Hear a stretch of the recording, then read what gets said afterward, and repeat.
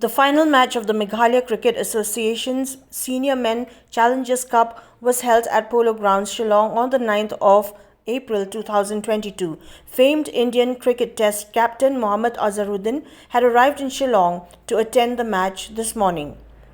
Prior to the event, Azharuddin had spoken to reporters on the feasibility of Shillong city to hold national cricket camps, which he feels will encourage international players to also visit the state of Meghalaya. He added that since the Northeast is now a full-fledged member of the BCCI, there is high possibility that the game of cricket will be promoted in this part of the country. You have to create the infrastructure. If you create a good infrastructure, if you create good facilities, then everything gets sorted out. Once you have the facilities, then everything is there. Then people will want to come. The boys will want to come and play. But you don't want to give facilities where the boys, okay, fine, the facilities are not good enough.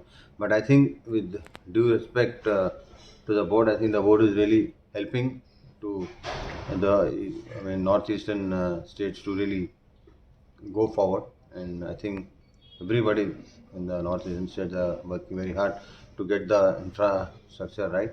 But I think it is just the beginning now. So hopefully in another 2-3 years time, I think Cricket will make sure that we'll get the best facilities in Meghalaya, because Meghalaya is a very beautiful place. Shillong is a very beautiful place. I mean, the weather is very, very nice. And I think at this time in April, like some all over India, the temperature is soaring more than 40.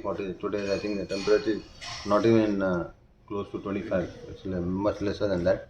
So they can have a very good facility here. I think if things fall in place, I think they should have a very good cricket academy, and make sure that we have camps for the Indian team as well.